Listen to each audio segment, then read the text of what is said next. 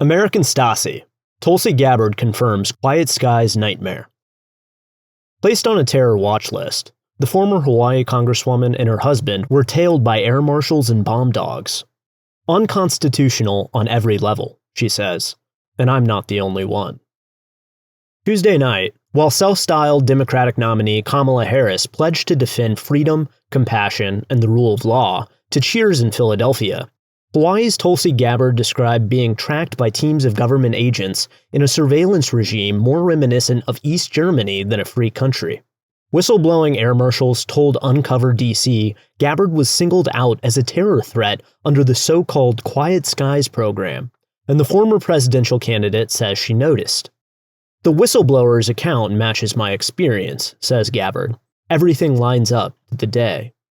This story began 2 weeks ago, when the former Hawaii congresswoman returned home after a short trip abroad. In airport after airport, she and her husband Abraham Williams encountered obstacles. First on a flight from Rome to Dallas, then a connecting flight to Austin, and later on different flights for both to cities like Nashville, Orlando, and Atlanta. Their boarding passes were marked with the SSSS designation, which stands for Secondary Security Screening Selection. The Quad S marker is often a sign the traveler has been put on a threat list, and Gabbard and Williams were forced into extensive random searches lasting as long as 45 minutes. It happened every time I boarded, says Gabbard. The Iraq War veteran and current Army reservist tends to pack light, but no matter. I've got a couple of blazers in there, and they're squeezing every inch of the entire collar, every inch of the sleeves, every inch of the edging of the blazers, she says. They're squeezing or patting down underwear, bras, workout clothes, every inch of every piece of clothing.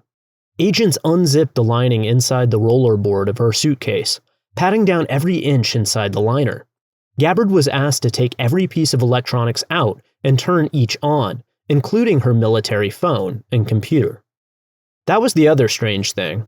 I use my military ID to get through security sometimes, says Gabbard, who among other things traveled to her reservist base in Oklahoma during this period. Once, she was unable to get through security with military ID. Transportation Security Administration, TSA, agents saw the SSSS marker. The TSA agent said, "Why are you Quad S? You're in the military," explains Gabbard, and I said, "That's exactly what I'm wondering." Gabbard goes on. Then I said, "The only thing I can think of is, I work in politics." And he said, "Oh." The agent told her he'd encountered supporters of a certain former president who'd had no issues traveling before, but were now marked Quad S every time they traveled. Gabbard shrugged and slogged through, still encountering extra security. At one flight, she says, there were at least 6 TSA agents doing additional screening, along with canine support. There were dogs in Dallas when we got there, dogs at a couple of the gates. She called a colleague who told her, "These things happen, don't worry." So I thought, maybe I'm just being paranoid, Gabbard says. Then she saw this past Sunday's report in Uncover DC, a site edited by the well-known Twitter writer Tracy Beans. Uncover interviewed Sonia Labasco, the executive director of the Air Marshal National Council, AMNC, an advocacy association for federal air marshals. Disclosing Gabbard had been placed on a domestic terror watch list, the former Marshal Labasco told the disturbing story.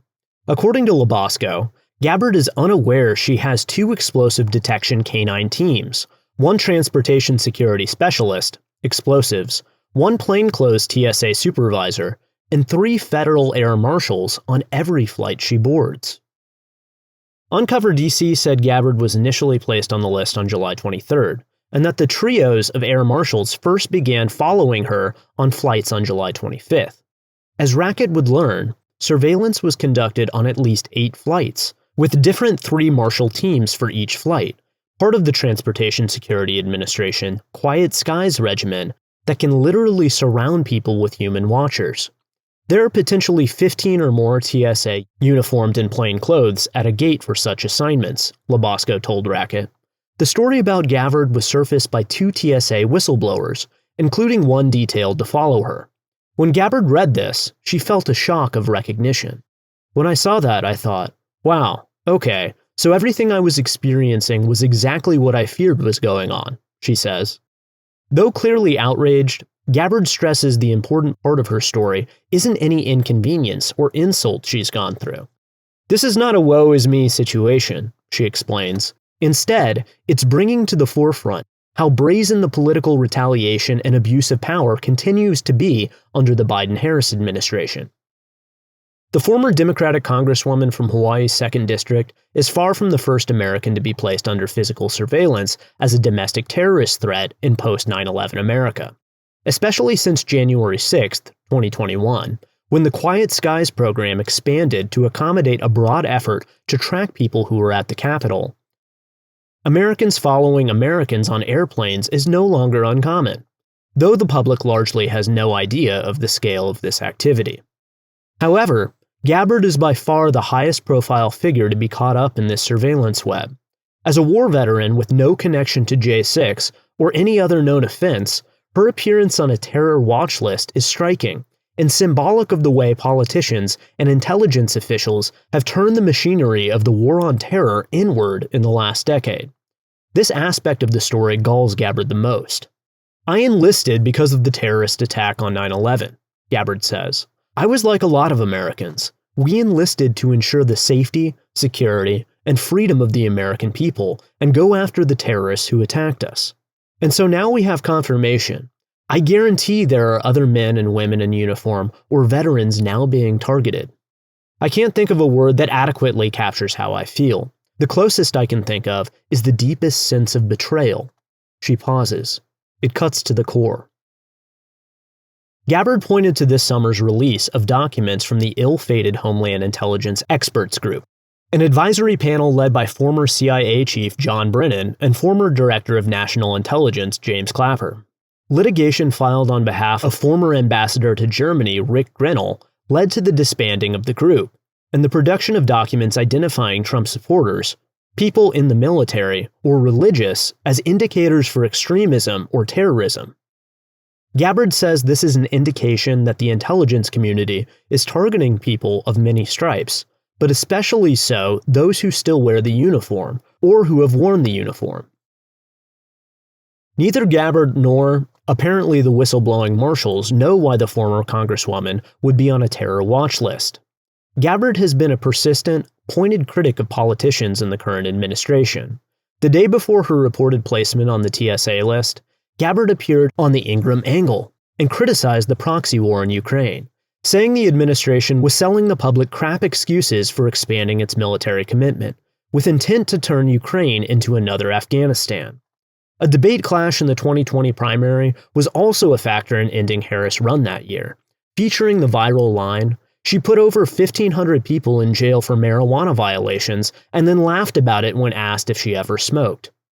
Gabbard's account squares with Labasco's description of how Quiet Skies works. Surveillance, Labasco says, is every flight, every leg.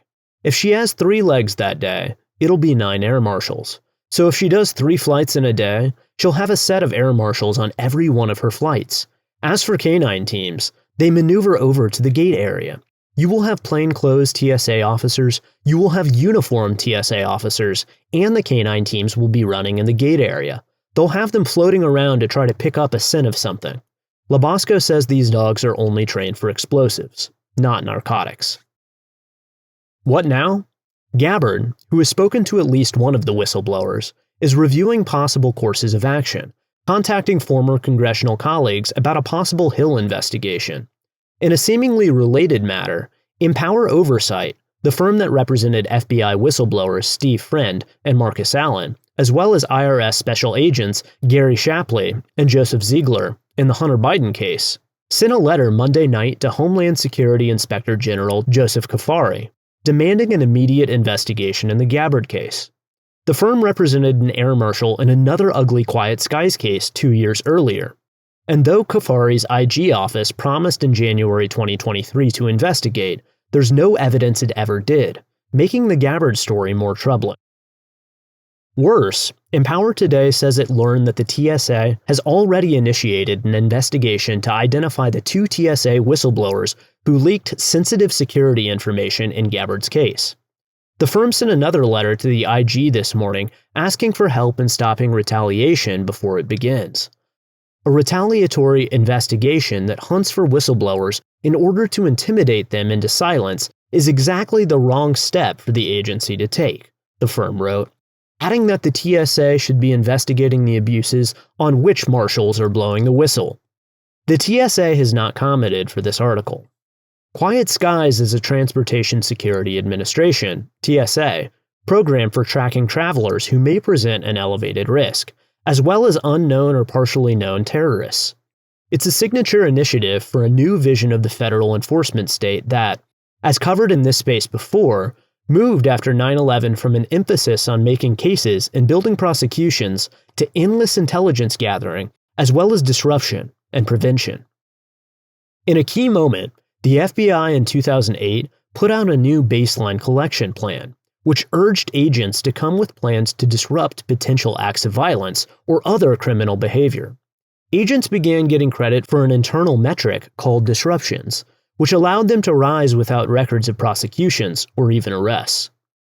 Because most investigations under this new system will never lead to court, agents do not have to worry about meeting probable cause standards or justifying surveillance. The behaviors may be technically permitted, even if some would consider them unconstitutional. It all comes under the heading of the Department of Pre-Crime, adds Empower attorney Jason Foster, longtime chief investigative counsel to the Senate Judiciary Committee.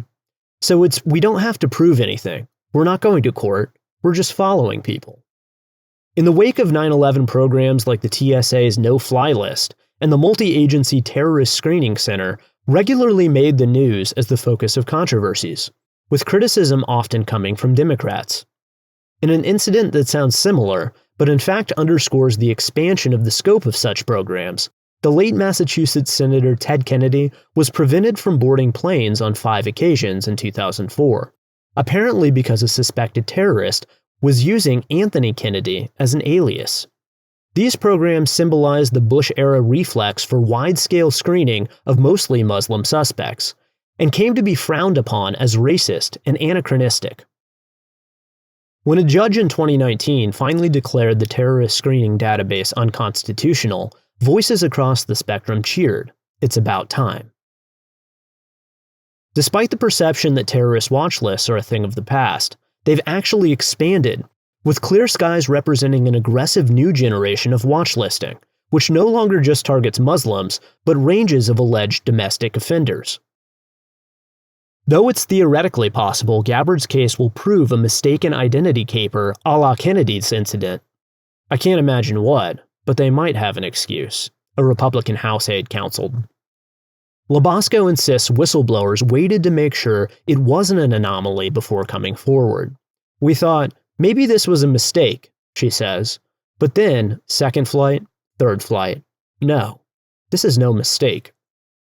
Quiet Skies eats up an astonishing amount of resources. An Inspector General's report about the program in 2019 identified $394 million in funds that could be put to better use, meaning nearly half the Air Marshals' budget was being wasted. Labasco says this is no surprise. Think about the overtime, the vouchers, the overnight travel, the per diems. Think of all the wasted resources that we so desperately need right now. We're not going to find a terrorist following Tulsi Gabbard. We're not even looking for the bad guys anymore. Air Marshals have complained more than once about being asked to spy on Americans. The existence of the program was first exposed on July 28, 2018, when Boston Globe writer Jana Winter published an exposé. Welcome to the Quiet Skies. The Globe report said 30 or more people were followed every day by Air Marshals, some of whom told the paper they worried the program may be unconstitutional. The Globe story led to a July 30th letter Massachusetts Senator Ed Markey to TSA Administrator David Pekoske, asking about reports that the TSA was monitoring seemingly innocuous behavior, such as whether a person slept on a plane, used the bathroom, or obtained a rental car. The letter was followed by a remarkable, if mostly unattended, hearing in which Markey questioned Pekoske in September 2018. When Markey asked if it were true that innocent Americans not suspected of crimes were followed under Quiet Skies, Pekoske deflected, then said finally, I wouldn't use the term innocent. The hearing also disclosed that thousands of Americans were in the program. Pekoski later conceded Quiet Skies hadn't led to a single arrest, nor had it foiled any plots, a fact that is apparently still true. 3 years later, in July 2021, in a story out of a Philip K. Dick novel, a senior federal air marshal with 27 years of experience discovered that his wife had been labeled a domestic terrorist. She was reportedly targeted for special mission coverage for having attended the January 6th speech by Donald Trump at the Capitol, which she did not enter. When the marshal told his supervisor, he was advised to let it play out, as it was not our investigation. Eventually, the marshal turned to aforementioned whistleblower firm Empower Oversight, which helped him file a protected disclosure with the Office of Special Counsel. The OSC on July 8, 2021, wrote back, declining to refer the matter for investigation to the Inspector General's office. Empower then wrote directly to the Inspector General's office, which to date has provided no public accounting of what it has done. The marshal did manage to work with the FBI to have his wife's name removed from the terror watch list, though this did not slow the program. Quite the contrary, according to Labasco, who says the program has grown off the charts, especially since January 6th. They're watching 8-year-old children. They're following 17-year-old cheerleaders that were traveling for cheer competitions, people who lost their legs in combat. TSA is out of control against the American people. Gabbard's recent political career has already been marked by bizarre attacks and harassment. A feature describing her as a favorite of the Putin government was timed to the launch of her 2020 presidential campaign, and Hillary Clinton made waves by denouncing her as a Russian asset. After this episode, she intends to fight back.